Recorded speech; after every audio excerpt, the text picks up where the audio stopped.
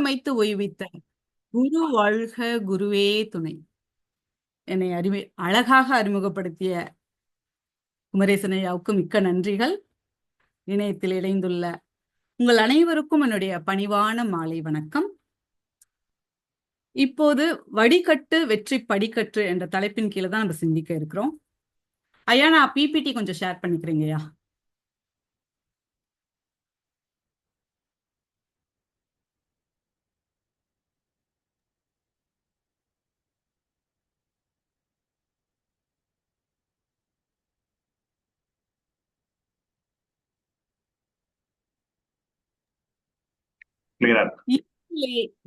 தெரியுதுங்களாயா? நன்றிங்கய்யா, நன்றிங்கய்யா. வாழ்க வளமுடன். இறைநிலையை எல்லாராலும் உணர முடியும் அப்படின்னு சொல்றது நம்ம மகரிஷி போல உணர்ந்தவர்கள் சொல்லக்கூடிய ஒரு வாக்கா இருக்கு. இதையே உணராதவர்கள் என்ன சொல்றாங்க, ரொம்ப குழப்பமாவும் யோசிக்கக்கூடிய ஒரு வாக்கியமா இருக்கு. நாமளும் இறைநிலையை உணர முடியுமா? எப்படி உணர்வது? ஒரு பெரிய கல் இருக்கு, அதுல இருந்துதான் சிலை அப்படிங்கிற வடிவம் வெளிப்படுது. சிற்பி என்ன பண்றாரு, தேவையில்லாத பகுதிகளை செதுக்கி எடுத்துடுறாரு, ஒரு அழகான சிலை கிடைக்குது. பாறையா முழு கல்லா இருக்கும் போதும் அந்த சிலை அங்கதான் இருந்தது, ஆனா நம்ம கண்ணுக்கு தெரியல. இப்போ நல்லா தெரியுது. அதுக்கப்புறமா என்ன பண்றாரு, கொஞ்சம் பாலிஷ் போட்டு மெருகேற்றி காட்சிக்கு வைக்கிறாங்க. அதே போல ஒரு நல்ல டீ குடிக்கணும்னா கூட தண்ணீர்ல டீ தூளை போட்டு கொதிக்க விட்டு தேவையான அளவு பாலை சேர்த்து காய்ச்சி எடுத்துட்டு அப்புறமா டீ வடிகட்டியால சாறு இறங்கிய தேவையில்லாத டீ தூளை வடிகட்டிட்டு அதுக்கு பின்னாடி ருசிக்கு கொஞ்சம் சர்க்கரையை கலந்து நம்ம குடிக்கிறோம். அவ்வளவு எங்க ஒரு சின்ன ஆரஞ்சு பழத்தை சாப்பிடணும்னா கூட தோலையும் விதைகளையும் நீக்கினாதான் சுவையான பழத்தை நம்மளால சுவைக்க முடியும். அதே போலதான் இறைநிலையை உணரணும் அப்படின்னா நம்மிடம் உள்ள தேவையில்லாத களங்கங்களை குணங்களை நீக்கிக்கிட்டா வெற்றிக்கு தேவையான விஷயங்களை சேர்த்து கொண்டா எளிமையாவே இது சாத்தியப்படும் அப்படின்னு தோணுது. அதுக்கு குருவோட வழிகாட்டுதல் அப்படிங்கிறது ரொம்ப ரொம்ப முக்கியமா அவசியமா நமக்கு தேவைப்படுது. இப்போ உதாரணமா ஒரு பூட்டை திறக்கணும்னு வச்சுக்கோங்களேன், அதுக்கு சரியான சாவியை நம்ம கையில எடுக்கணும்.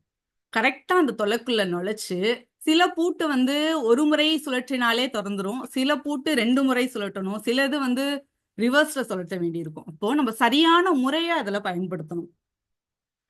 இதெல்லாம் நம்மளால ஏன் சில சமயங்கள்ல செய்ய முடியல அப்படின்னு பாத்தீங்கன்னா, நம்மளுடைய அறிவு நிலை எந்த நிலையில இருக்கோ அதே நிலையில இயங்கிட்டு இருக்கு. அதை நம்ம கொஞ்சம் உயர்த்தி எடுத்துட்டு போகணும். இது அறிவின் வறுமையின் காரணமாக தான் இப்படி இருக்கு அப்படின்னு மகரிஷி சொல்லுவாங்க. அப்போ சரியான சாவியை கையில எடுக்கணும், சரியான முறையை பயன்படுத்தணும். அறிவு தெளிவா இருக்கணும், உறுதியோட இருக்கணும், திறமையோடையும் நம்ம இருக்கணும்.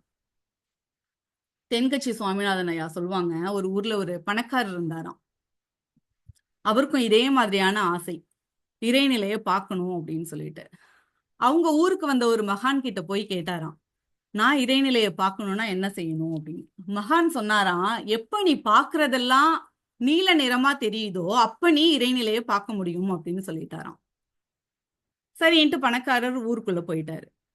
கொஞ்ச நாள் கழிச்சு சீடர்கள் ஊருக்குள்ள போயிட்டு அவசர அவசரமா அந்த மகான் கிட்ட சொன்னாங்களாம், நீங்க தயவு செய்து ஊருக்குள்ள பாருங்க, நீங்க என்ன சொன்னீங்கன்னு தெரியல, பணக்காரர் என்ன பண்றாருங்கிறத நீங்க நேர்ல பாருங்க அப்படின்னு சொன்னாங்க. சரின்ட்டு மகானும் அங்க போய் பார்த்தாராம். பார்த்தா எல்லாமே நீல நிறமா இருந்துதான். ஆடு, கோழி, மனுஷங்க எல்லார் மேலேயும் அவர் நீல கலர் ப்ளூ கலர் பெயிண்ட் அடிச்சிருந்தாராம். அவர் பணக்காரரா இருந்ததுனால அவருடைய சொல்ல யாராலையும் தட்டவும் முடியல. அவரை பார்த்தாலே எல்லாருமே தலை திரிச்சு ஓடினாங்களாம். அப்ப மகான் அவரை கூப்பிட்டு, ஏன்பா இப்படி பண்ற அப்படின்னு கேட்டாராம். உடனே பணக்காரர் சொல்றாராம், நீங்க தானே ஐயா சொன்னீங்க, நான் எப்ப பாக்குறதெல்லாம் நீல நிறமா இருக்கோ அப்ப எனக்கு இறைநிலை கண்ணுக்கு தெரியும் அப்படின்னு. அதுக்கு அந்த மகான் சொன்னாராம், நீ உன்னுடைய கண்ணுக்கு நீல கண்ணாடி போட்டிருக்கலாமே அப்படின்னு சொன்னாராம். உடனே பணக்காரரும், நீங்க இத முன்னாடியே சொல்லி இருக்கலாமே அப்படின்னு கேட்டாராம். இறைநிலையை உணர்வது அப்படிங்கிறது பலருக்கு கஷ்டமான விஷயமாக இருந்தாலும் சிலருக்கு அது எளிமையா சாத்தியப்படக்கூடிய விஷயமா தான் இருந்திருக்கு. ஆனா அதை சரியா எளிமையா சொல்லி கொடுக்க பல மகான்களால முடியல அப்படின்னு தான் இங்க நம்ம எடுத்துக்கலாம். நம்ம மகரிஷி அதை எளிமைப்படுத்தி இறைநிலையை உணரக்கூடிய வழிகளை நமக்கு காட்டியிருக்காங்க. சுவாமிஜி நிறைய பயிற்சிகளை கொடுத்திருந்தாலும் ஒரு சிலவற்றை மட்டும் இப்ப நம்ம சிந்திப்போம். எதை நம்ம வடிகட்டணும், எதற்கு படிக்கட்டி வெற்றியை அடையணும். மகரிஷியோட அருட்கவியோட நம்ம தொடங்கணும். ஐந்தொழித்து ஐந்து கொள்வோம் என்ற கவிதையை தான், அதை ஒட்டி தான் நம்ம இன்னைக்கு சந்திக்க இருக்கிறோம். வேதாத்திரியத்துக்கும் 5 என்ற எண்ணுக்கும் ஒரு பிரிக்க முடியாத இணைப்பு இருக்குங்க.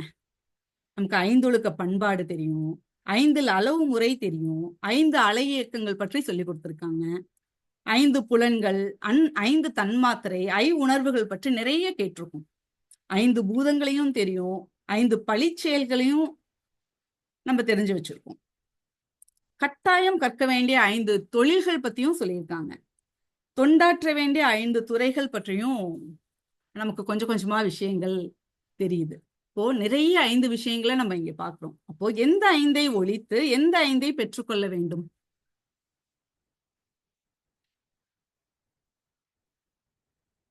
மகரிஷியோட அருமையான கவி, குற்றம் குறை பகை கோல் சொல்லல் வஞ்சம் 5ம் ஒழித்து நற்றவம் நட்புணர்வு நலம் பிறர்க்கு செய்தகுதி ஞான நெறி நாட்டமோடு மன்னிப்பு 5ம் பெற்று அதன்படி வாழ்ந்தால் பேரற வாழ்வாகும். அது கற்றிடுவோம் கற்றபடி வாழ்ந்திடுவோம் கருமைய தூய்மை கொண்டு அப்படின்னு சொல்லியிருக்காங்க. பதஞ்சலி முனிவர் வடிவமைத்து கொடுத்திருக்கிற அஷ்டாங்க யோகத்துல 8 அங்கங்களை நம்ம பார்க்கிறோம். இயமம், நியமம், ஆசனம், பிராணாயாமம், பிரத்யாகாரம், தாரணம், தியானம், சமாதி அப்படின்னு.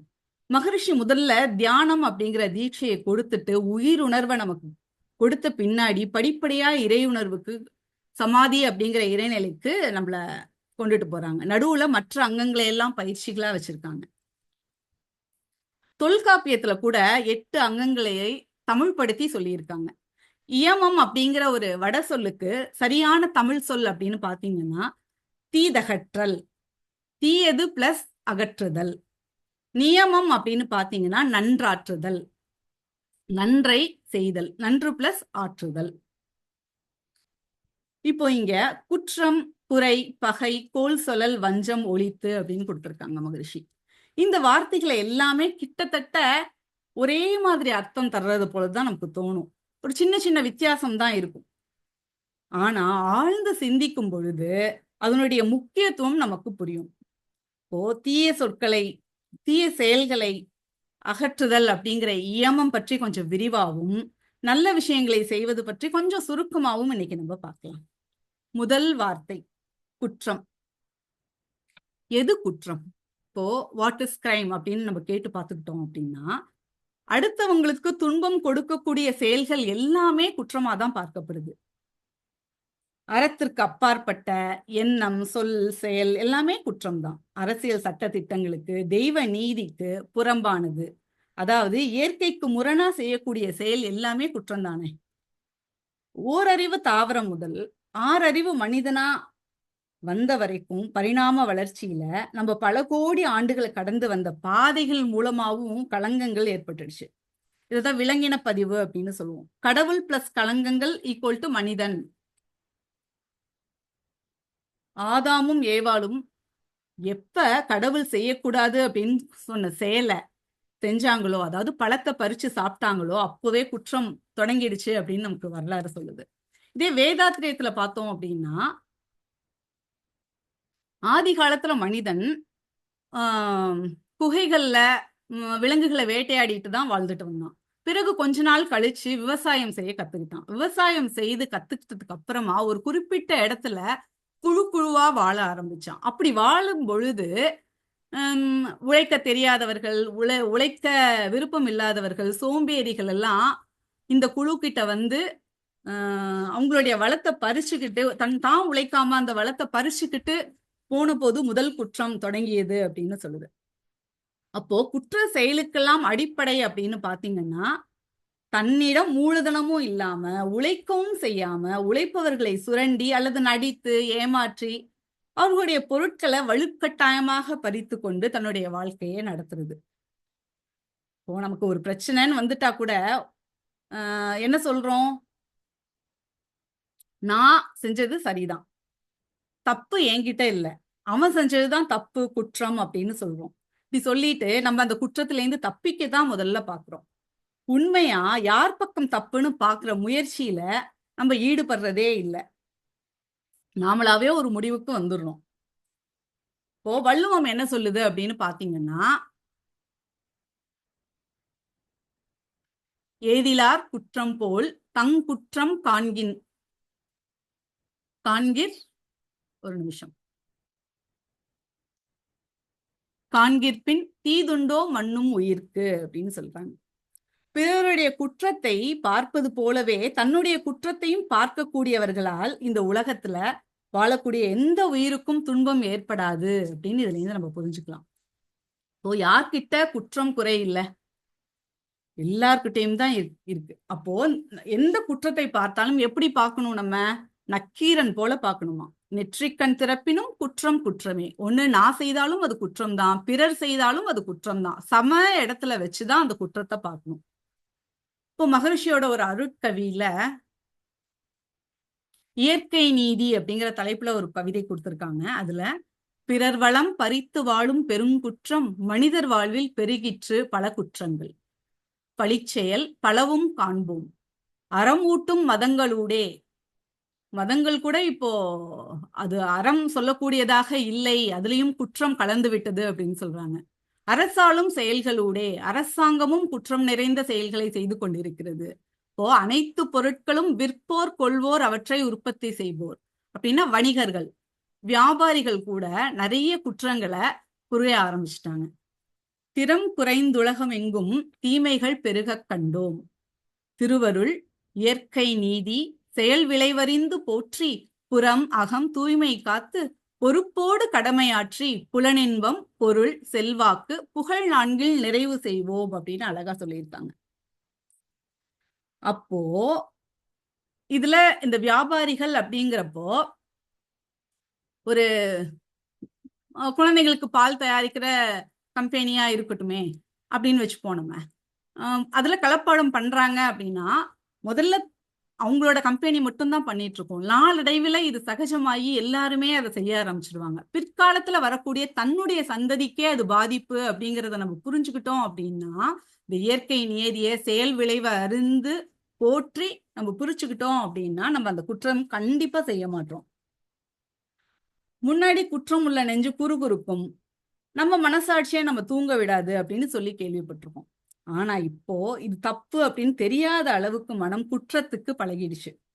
எந்த காலத்திலும் குற்றம் நம்ம செஞ்சாலும் சரி, குற்றம் நமக்கு இழைக்கப்பட்டாலும் சரி, கட்டாயம் அதை ஒழித்தே தான் தீர வேண்டும். அடுத்ததாக குறை. குறை சொல்லிட்டே இருந்தா வாழ்க்கையில நிறை காண முடியாதுங்க. இப்போ ஒரே மாதிரியான பேப்பரை 2 பேர்கிட்ட கொடுத்து என்ன தெரியுது அப்படின்னு கேட்டோம்னு வச்சுக்கோங்களேன். ஒருத்தர் சொல்றாரு இந்த பேப்பருக்கு நடுவுல ஒரு கரும்புள்ளி தெரியுது அப்படின்னு. இன்னொருத்தர் சொல்றாரு இந்த புள்ளிக்கு சுற்றியும் வெற்றிடம் தெரியுது அப்படின்னு. இதுதான் பாசிட்டிவ் அப்ரோச் அப்படின்னு சொல்லுவோம். ஒரு நெகட்டிவ் அப்ரோச் சொல்றவங்களோட ஜீவகாந்த ஆற்றல் ரொம்ப குறைவா இருக்குமா. அதே மாதிரி இந்த நெகட்டிவ் ஆற்றல் அப்படியே தொடர்ந்துகிட்டே இருந்தது அப்படின்னா அவங்களுடைய ஜீவகாந்தம் இன்னும் இன்னும் குறைஞ்சுக்கிட்டே வருமா. இப்போ அதனால என்ன ஆகும் அப்படின்னு பாத்தீங்கன்னா, குறை மட்டுமே பார்த்தால் பல வாய்ப்புகளை நம்ம இழக்க வேண்டி இருக்கும். குறை காண வேண்டாம் அப்படிங்கிற கவியில மகரிஷி சொல்றாங்க, பறை ஒளியால் சங்கீதம் பயனற்று காண்பதைப் போல் குறையுள்ளோர் அறிவில் நற்குணங்கள் பயனற்று இருக்கும் அப்படின்னு சொல்றாங்க. இப்போ பறையும் இசைதான், சங்கீதமும் இசைதான். பறை ஒளி அதிகமா டாமினேஷன் செய்து சங்கீதத்தை, அப்போ சங்கீதம் அடக்கப்படுது, ரசிக்கப்படாம சில நேரங்கள்ல போயிடுது. குறை மட்டுமே பார்த்தா மற்ற நல்ல குணங்கள் எடுபடாமல் போய்விடும் அப்படின்னு சொல்றாங்க. இப்போ அவர்கிட்ட ஒரு அடுத்த நபர்கிட்ட நிறைய நல்ல விஷயங்கள் இருக்கும், அதெல்லாம் நம்ம கண்ணுக்கு தெரியாமலே போயிடும் அப்படின்னு சொல்றாங்க. இன்னும் என்ன சொல்றாங்க மகரிஷி அப்படின்னு பாத்தீங்கன்னா, குற்றமே காணும் குறையுடையோர் வாழ்வில் பெற்ற பயன் யாது? சினம், வஞ்சம், பொறாமை, வருத்தம் இவைதான் அப்படின்னு சொல்றாங்க. இப்போ ஒருத்தர்கிட்ட நம்ம குற்றமே பார்த்துக்கிட்டே இருக்கோம் அப்படின்னா இவங்க சரியா செய்யலன்னு நமக்கு சினம் ஏற்படுது. அது அப்படியே வஞ்சத்துல கொண்டு போய் விடுது, பொறாமையா மாறுது. இவங்க திருந்தவே மாட்டாங்களா அப்படிங்கிற ஒரு வருத்தத்துலதான் நம்மளை கொண்டு போய் விடுது. முற்றும் இழந்தார் வாழ்வில் இன்பமும் பிறவி பயனும். அவங்க என்னென்ன இழந்துடுறாங்க அப்படின்னு பாத்தீங்கன்னா, இன்பமும் பிறவி பயனும். இன்பம் அப்படிங்கறத அவங்க ரசிக்காம போயிடுறாங்க. இறை உணர்வு பெறக்கூடிய பிறவி பயனையும் அவங்க இழந்துடுறாங்க அப்படின்னு சொல்றாங்க. இது நட்பு நலம், குடும்ப அமைதிக்கும் பாதுகாப்பா அமையுது. குற்றம் காணும் நம்மளுடைய குணத்தை மாற்றிக்கொண்டா. இப்போ மனைவி நல வேட்பு நாள்ல கூட தம்பதியர் தவத்துல அதுவரை வாழ்க்கை துணை செய்த நன்மைகளை நினைத்து பார்க்க சொல்றாங்க. வாழ்க்கை துணைக்கு மட்டும் இல்லைங்க, நண்பர்களுக்கும் சுற்றத்தாருக்கும் இது பொருந்தும். எப்பவுமே நம்ம அடுத்தவங்க சேர்ந்து வர்ற குறைகளை பார்க்காம அதுல என்ன நிறை இருக்கு அப்படின்னு பார்த்தோம்னா அது எப்பவுமே நமக்கு நன்மை கொடுக்கக்கூடியதாக தான் இருக்கும். யார்கிட்ட குற்றம் இல்லை, எல்லார்கிட்டையும் குற்றம் இருக்கு அப்படிங்கிறத நம்ம முதல்ல புரிஞ்சுக்கணும். பண்பாட்டு கல்வியில கூட நல்லதையே காண்போம், நிறைமனம் வேண்டும் போன்ற நிறைய நல்ல பண்புகளை நமக்கு மகரிஷி சொல்லி கொடுத்துருக்காங்க. அதனுடைய அவசியத்தை படிச்சு நம்ம தெளிவடைஞ்சுக்கணும். இப்போ குற்றம் காணும் பழக்கத்தை விட்டு விட்டு நல்ல குணங்களையே பாராட்டும் பண்பு கொள்ள வேண்டும் அப்படின்னு சொல்றதுதான் மகரிஷியோட வரிகள். குற்றம் காணும் பழக்கத்தை விட்டு விட்டு நல்ல குணங்களையே பாராட்டும் பண்பு கொள்ள வேண்டும். எப்போதும் நிறைக்குடம் தழும்பாதுங்க, குறைக்குடம் தான் கூத்தாடும். என்னுடைய சின்ன வயசு அனுபவத்தை பகிர்ந்துக்கலாம் அப்படின்னு இருக்கிறேன். ஒரு 7வது 8வது படிச்சுட்டு இருக்க நேரத்துல நாங்கெல்லாம் அப்போ தெருக்குழாயில இருந்தா குடத்துல தண்ணி எடுத்துட்டு வந்து வீட்டுல வீட்டுல தொட்டியில ஊற்றுவோம். அப்பெல்லாம் எவசில்வர் இல்லைன்னா பித்தளை குடம் பயன்படுத்துறதுனால ரொம்ப பாரமா இருக்கும், ஃபுல்லா தண்ணி எடுத்துட்டு வருது. அதனால சில சமயங்கள்ல பாதி முக்கா அப்படின்னு சொல்லிட்டு தூக்கிட்டு வருவோம். அப்போ தூக்கிட்டு வர்றப்பவே நிறைய தண்ணி சிந்தி வேஸ்டாவும் ஆயிடும், நம்மளும் நிறைய நனைஞ்சிருவோம். கொஞ்ச நாள் கழிச்சு அம்மா வந்து பிளாஸ்டிக் குடம் சின்னதா வாங்கி கொடுத்தாங்க. அதுக்கப்புறமா அது ஃபுல்லா நிறைச்சி எடுத்து வரும்போது எந்த வித பிரச்சனையும் இல்லாம இருந்தது. இந்த பழமொழியோட அர்த்தம் இப்பதான் எனக்கு நல்லா முழுமையா புரிஞ்சிருக்கு அப்படின்னே சொல்லலாம். எப்பொழுதும் நிறைக்குடம் தழும்பாது, குறைக்குடம் கூத்தாடும் அப்படின்றது. இப்போ மகரிஷியோட இன்னொரு கவிதை, தன் குற்றம் உணர பிறர் குற்றம் மன்னிப்போம் அப்படின்னு. தன் குற்றம் குறைகள் தம்மை தன்னுள் ஆய்ந்து தான் கண்டு தனை திருத்தும் தகமை வந்தால் ஏன் குற்றம் பிறர் மீது சுமத்தக்கூடும்? ஏதேனும் கண்டாலும் மன்னித்தாலும் மேன்மைக்கே மனம் உயரும். பிறர் தவற்றால் மன வருத்தம் துன்பமது வந்த போதும் நன்மைக்கேயாம் செய்த பாவம் போச்சு. நான் கண்ட தெளிவு இது, நலமே பெற்றேன் அப்படின்னு சொல்லுவாங்க. நலமே பெற்றேன் அப்படிங்கறத வந்து ரொம்ப அழுத்தம் திருத்தமா மகரிஷி சொல்லியிருக்காங்க. எளிமையா ஒரு வரியில சொல்லணும் அப்படின்னா, குற்றம் பார்க்கில் சுற்றம் இல்லை. நம்ம அடுத்தவங்க குற்றத்தை பார்க்கறதுக்கு முன்னாடி அவங்க ஏன் குற்றம் செஞ்சிருக்காங்க, அவங்களுடைய சூழ்நிலை என்ன அப்படின்னு கொஞ்சம் யோசிச்சு பார்த்தோம். எல்லாமே இறைநிலை தான், நம்மளை திருத்ததான் அவங்களால இந்த கஷ்டம் நமக்கு வந்திருக்கு அப்படிங்கிறத நம்ம தெரிஞ்சுக்கிட்டோம் அப்படின்னா நம்ம அழகா அந்த குற்றத்தை அடுத்தவங்க மேல சுமத்தாம அவங்கள்ட்டேந்து குறை காணாம இருக்க முடியும். தனது குற்றம் குறையை ஆராய்ந்து உணர்ந்து தவம் தற்சோதை மூலமாக திருத்தம் செஞ்சுக்கிட்டோம் அப்படின்னா பிறர்களிடம் நட்புணர்வு ஓங்குங்க. இது ரொம்ப ரொம்ப உண்மையான விஷயம். தேவை, பழக்கம், சூழ்நிலை, பிறமன தூண்டுதல், இப்படி பல காரணங்களால மனிதன் தவறு செய்கிறான். முதல்ல தனக்குள்ளதான் மாற்றம் வரணும். அப்போ குறை காணும் பழக்கம் ஒழித்து நிறை கண்டு இறையை காணலாம் அப்படின்னு சொல்றாங்க. 3வதா பகை. இயல்பாகவே எல்லாரிடத்துலயும் இந்த பகை உணர்வு இருக்கதாங்க செய்யுது. அதனாலதான் வாழ்க்கை தத்துவம் 12ல காப்புகள் 3ல கூட வேற்றுயிர் பகை, அதாவது பிற உயிர்களிடமிருந்து காப்பு கட்டாயம் எல்லா உயிர்களுக்கும் வேண்டும் அப்படின்னு சொல்லப்பட்டிருக்கு. பகைமைக்கு விரோதம் அப்படிங்கிற ஒரு பெயர் உண்டு. பகையாளியை தான் நம்ம விரோதி, எதிரி, வில்லன் அப்படின்னு சொல்றோம். நம்ம வில்லனா இருக்க விருப்பப்படுறோமா இல்ல ஹீரோவா இருக்கணுமா? நம்ம கையில தான் இருக்கு. பகை என்ற உணர்வை ஆழமா சிந்திச்சு பார்த்தோம் அப்படின்னா அது ஒரு காலத்திலையும் நன்மையே தராது. வீண் பயத்தையும் ஒரு மாதிரியான அமைதியின்மையும் தான் கொடுக்கும் அப்படிங்கிறது நமக்கு புரிஞ்சிடும். அடிப்படை தேவையாக இருக்கின்ற உணவு, உடைமைக்கு இல்ல உயிர் வாழ்தல் அப்படிங்கிற ஆசைக்கு தடை, பங்கம் வரும் பொழுது இந்த பயமும் சேர்ந்து கூடவே வந்துடுதான். அதனால பகை ஏற்படுது. அது எப்பொழுதும் அடாவடியான போராட்ட குணத்தை தான் நமக்கு கொடுக்கும். அது அழகா அழகா வெளிப்படுத்தாம அடாவடித்தனமா தான் அது வெளிப்படுத்தும். இப்போ இரு தரப்பு மக்கள், 2 தரப்பு மக்கள் இருக்காங்க அப்படின்னா, அவங்கள ஒரு பதட்டமான சூழ்நிலையே இந்த பகை வச்சிருக்குமா. ஊர் 2 பட்டா கூத்தாடிக்கு கொண்டாட்டம் அப்படின்னு சொல்லுவாங்க. சோ நம்ம வந்து ஒருவருக்குள்ளார பகையை வளர்த்துக்காம இனிமையா வளர்த்துக்கிறது ரொம்ப ரொம்ப சிறந்தது. உட்பகை சுயநலத்தை உள்வைத்து நடிப்பார்கள், நுட்பமுடன் ஆராய்ந்து நோதல் தவிர்த்தே வாழ்வோம் அப்படின்னு சொல்லியிருக்காங்க அருட்தந்தை. உட்பகையை சுயநலத்தை உள்வைத்து நடிப்பார்கள், நுட்பமுடன் ஆராய்ந்து நோதல் தவிர்த்தே வாழ்வோம். புதியதொரு பண்பாடு அப்படின்னு சொல்லிட்டு ஒரு கவிதையில போதை, போர், பொய், புகை ஒழித்து அமுல் செய்வோம், அதிக சுமை ஏதுமில்லை அப்படின்னு 5 விதமான ஒழுக்கங்களை நமக்கு கொடுத்திருக்காங்க. போதை தரக்கூடிய பொருட்களை நம்ம பயன்படுத்தக்கூடாது. இப்போ நாட்டுல நடக்கிற பல குற்றங்களுக்கு இந்த போதை தான் ஒரு மிகப்பெரிய காரணமா இருக்கு. அடுத்ததா மனிதனுக்கு மனிதன் போரிடுதல் கூடவே கூடாதுங்க. 5 பண்பாடும் 2 பண்பாடா தனி மனிதனுக்கு அவங்களுடைய ஒழுக்கத்தை மேம்படுத்துறதுக்கு சொல்லப்பட்டது. இந்த பகை உணர்வு தான் போருக்கே காரணமா இருக்கான். அதனாலதான் அதனுடைய விளைவுகள் எல்லாம் தெரிஞ்சுக்கிட்டு அதனால ஏற்படக்கூடிய உயிர் சேதம், கை கால் இழப்புகள், பொருளாதார வீழ்ச்சி இதெல்லாம் மகரிஷி யோசிச்சு பார்த்துதான் போரில்லா நல்லுலகம் அப்படின்னு ஆரம்பிச்சு உலக அமைதிக்கான 14 திட்டங்களை சமுதாய ஒழுக்கமா நமக்கு கொடுத்திருக்காங்க.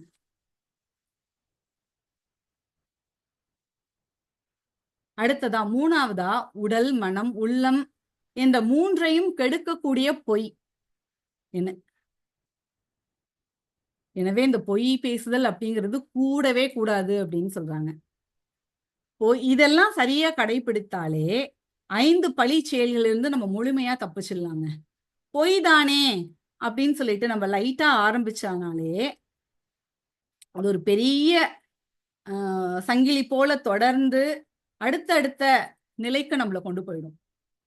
பொய் அப்படிங்கிற இடத்துலயே நம்ம ஒரு ஃபில்டர் போட்டுட்டோம், வடிகட்டிட்டோம் அப்படின்னா அது ரொம்ப நல்ல விஷயமா இருக்கும்.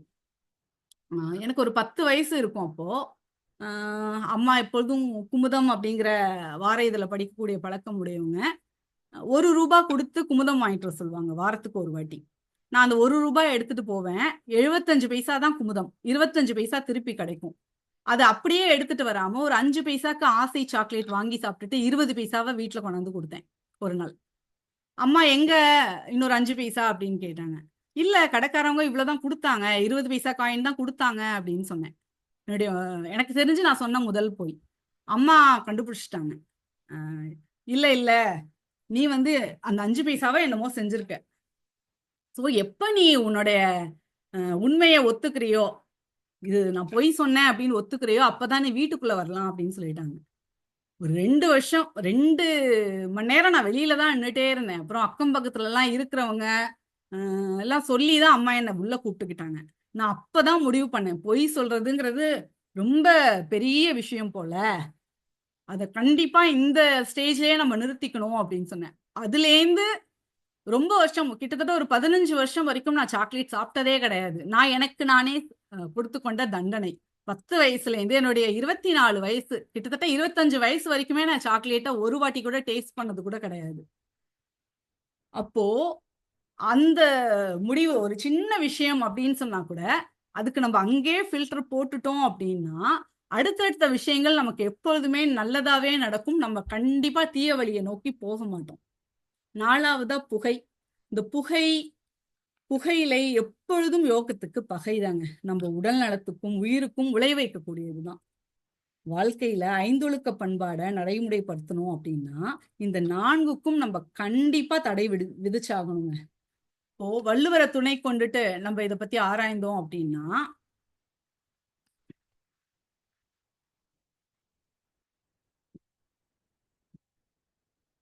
இகல் என்ப எல்லா உயிருக்கும் பகல் என்னும் பண்பின்மை பாரிக்கும் நோய் அப்படின்னு சொல்லுவாங்க.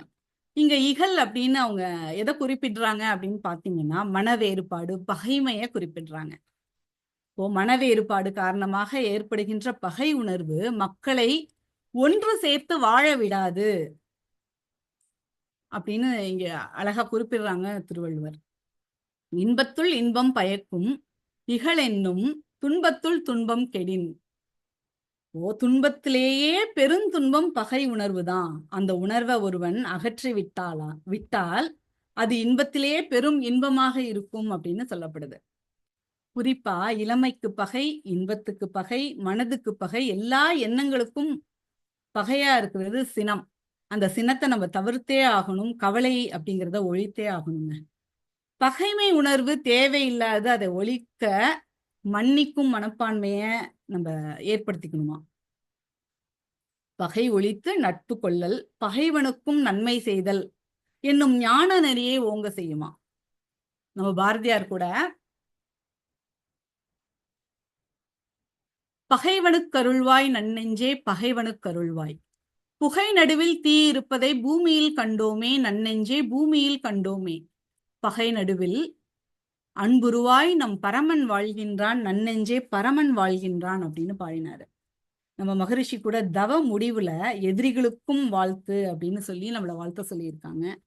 உலக நல வேட்புல கூட உலகில் போர் பகை அச்சமின்றி மக்கள் உழைத்துண்டு வாழ வேண்டும் அப்படின்னு சொல்றாங்க. அப்போ இந்த குற்றத்திற்கும் குறைக்கும் முதல் காரணம் பிறர் வளம் பறித்தல் தான். இப்போ நம்ம சொந்த உழைப்புல வாழ்ந்தோம் அப்படின்னா அந்த 5 ஒழுக்க பண்பாடையும் 2 ஒழுக்க பண்பாடையும் அழகா நம்ம கடைபிடிச்சிட்டு வந்தாலே நம்மளுடைய வாழ்க்கை உயர்வடையும்.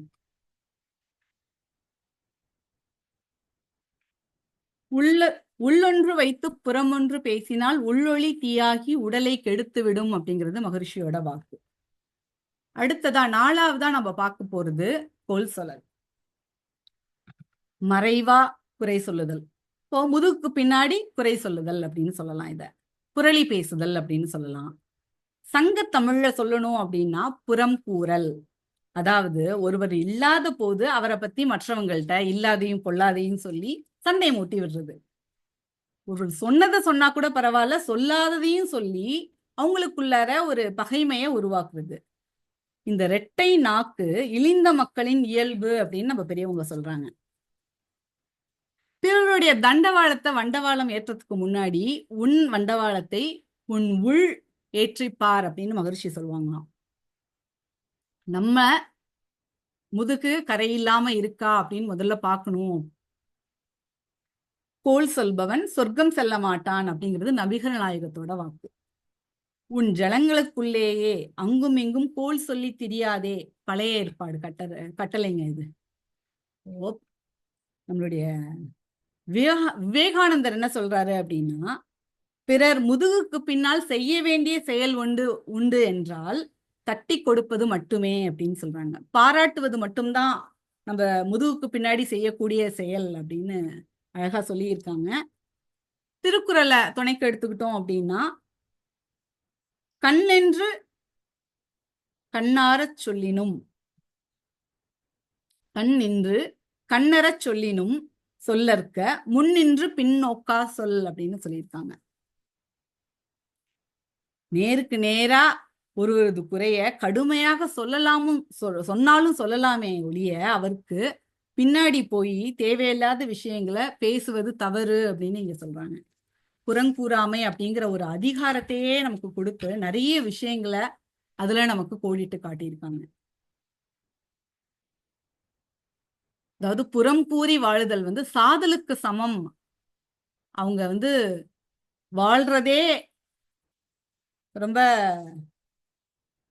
கஷ்டமான விஷயம் அப்படிங்கிறதையும் இங்க குறிப்பிடுறாங்க. ஒருவர் அறமே செய்யாம இருந்தா கூட பரவாயில்ல, ஆனா புறம் கூறி பிழைப்பது அப்படிங்கிறது ரொம்ப தீய செயல் அப்படின்னு குறிப்பிடுறாங்க.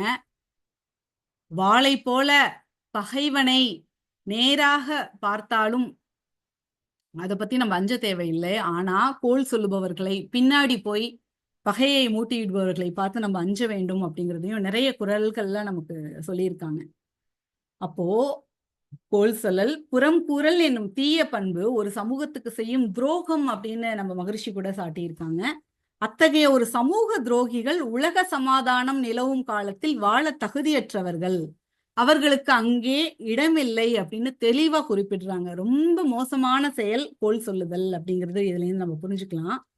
திருக்குறள் எப்படி நமக்கு வாழ வழிகாட்டுதோ, வேதாத்திரியம் தம்முடையே நம்மளை கூட்டிட்டு போய் சாதனை வழியில நமக்கு அழகா போக வேண்டிய இடத்துக்கு கொண்டு போய் சேர்த்துடுது. கோல் சொல்லல் நலம் குலைக்கும் பொறுப்பற்ற செயல் செய்கிறவன் நட்பை பிரிக்கிறாங்க. அதனால பிறருக்கு நலம் செய்யும் தகுதியை கூட அவர் இழந்துடுறாரு. கடைசியா நம்ம பார்க்க போற ஒரு விஷயம் வஞ்சம்.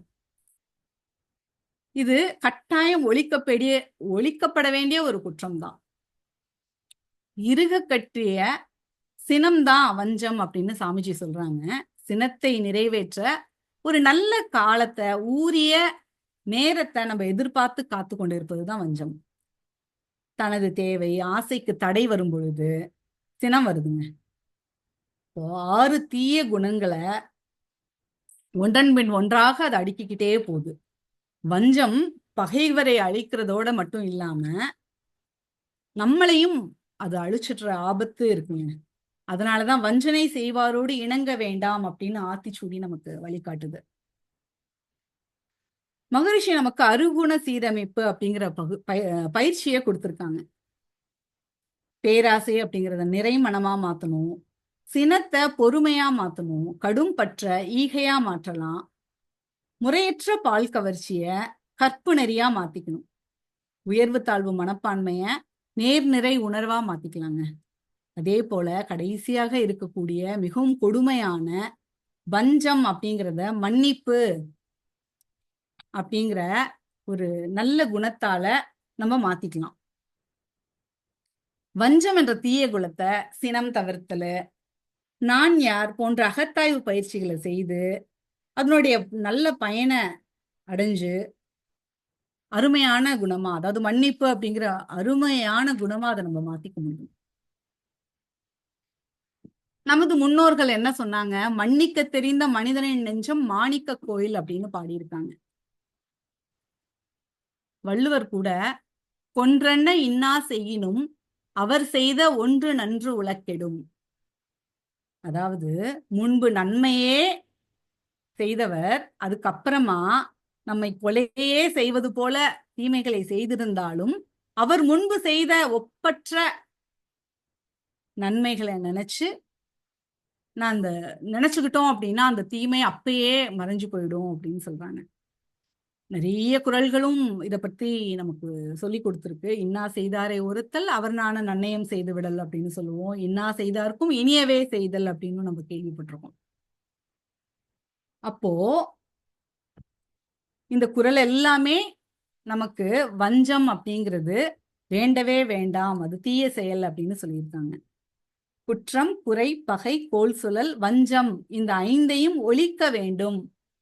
இங்க ஸ்ட்ராங்கான வார்த்தையை மகரிஷி போட்டிருக்காங்க. தயவு தாட்சணையே கிடையாது, ஒழிக்க வேண்டும் அப்படின்னு கடுமையான சொல்ல பயன்படுத்தியிருக்காங்க. இந்த 5ஐயும் ஒழித்தோம் அப்படின்னா எந்த 5ஐ பெற்றுக்கொள்ள வேண்டும்? நற்றவம், நட்புணர்வு, நலம் பிறர்க்கு செய்தகுதி, ஞான நெறி, நாட்டமோடு மன்னிப்பு. இந்த 5ஐயும் நாம் பெற்று வாழ்க்கையில் சிறக்க வேண்டும் அப்படின்னு சொல்றாங்க. இந்த மனவளக்கலை முழுவதுமே இந்த 5ற்கான பயிற்சி தானே. மனம் தனது திறமைய வல்லமைய பெருக்கிக் கொள்ளும் பயிற்சி தான் தவம். எல்லா நன்மைகளையும் தரக்கூடியதுதான் இந்த தவம். அகத்தாய்வு பயிற்சிகளும் குணநல பயிற்சிகளும் நட்புறவை தரக்கூடிய ஒரு பயிற்சிகள் தான். ஒழுக்கம், கடமை, ஈகை அப்படிங்கிற அந்த அறநெறி வாழ்க்கைய பின்பற்றணும். உடலாற்றலால இல்ல அறிவாற்றலால பொருளாற்றலால ஏதோ நம்ம கிட்ட இருக்கிற ஒரு அபரிமிதமான ஆற்றலால நமக்கு மேல நம்ம தேவைக்கு போக மிச்சம் இருக்கிறத நம்ம கட்டாயமா சேவை, உதவி, தொண்டு செய்யலாம். அதுக்கும் உடல், உயிர், மனதிற்கான பயிற்சிகளை நமக்கு மகரிஷி கொடுத்திருக்காங்க. முதல்ல நமக்கு பிறருக்கு நம்ம உதவி செய்யணும் அப்படின்னா நம்ம முதல்ல நலமா இருக்கணும். அதனாலதான் உடற்பயிற்சி, காயக்கல்பம் போன்ற பயிற்சிகளை நமக்கு கொடுத்துருக்காங்க. நம்மளுடைய தகுதிகளை வளர்த்துக்கிட்டே இருக்கணும். ஞான நெறி அப்படிங்கிறது அருள் நெறி. அதனுடைய 2 உறுப்புகள் தான் அறநெறியும் இறை உணர்வும். அப்போ அறநெறியையும் இறை உணர்வும் பெறுவதற்கான தகுதிகளை நம்ம உயர்த்திக்கிட்டே இருந்து ஆன்மீக பாதையில முன்னேறிட்டே இருக்கணுமா. அப்பதான் அன்பும் பண்பும் நம்ம கிட்ட ஒளி வீசும். அகத்தூய்மையும் வினை தூய்மையும் இயல்பா ஓங்கும். ஒருவர் செய்யும் செயல் அவரவர் நிலையிலிருந்து செய்யும் செயல் அப்படிங்கிறத அழகா நம்ம புரிஞ்சுக்கிட்டோம் அப்படின்னா, அனைத்துமே இறைநிலை அப்படிங்கிற உணர்வு நமக்கு வந்துட்டுனா, அவங்கள்ட்ட ஒரு குற்றமோ குறையோ இல்ல மற்ற எல்லா தீய குணங்களையும் நம்மளால பார்க்க முடியாது. அதோடைய காரணத்தை புரிஞ்சுக்கிட்டோம், செயல் விளைவு தத்துவத்தை தெரிஞ்சுக்கிட்டோம் அப்படின்னா எல்லாமே நன்மைக்கே அப்படிங்கிற நம்மளுடைய மனம் அப்படியே உயர்ந்து நிற்கும். இதனால இந்த 5 நல்ல செயல்களால ஆத்மாவுடைய வேண்டாத பதிவுகள் நீங்குங்க. அதாவது கருமையம் சுத்தமடையும். முழுமை பேரு நமக்கு கிடைக்கும். வேண்டாத வடிகட்டினா வேண்டியது எல்லாமே அங்கே இருக்கு அப்படிங்கறத நம்ம உணரலாம். மகரிஷியோட கவிதையோட நம்ம இன்னைக்கு சிந்தனை உரையை நிறைவு செய்யலாம். 5 வகை தீ ஒழித்து ஐவகை நலம் பற்றி சிந்தனையை செயல்முறையை சீரமைக்கும் உயர்நெறியை இந்த சிறு கவியினிலே இறை எனக்குள் உணர்த்தியவாறு தந்துள்ளேன். அன்பர்களே, தரமுயர்ந்து பயன் கொள்வீர் அப்படின்னு சொல்றாங்க.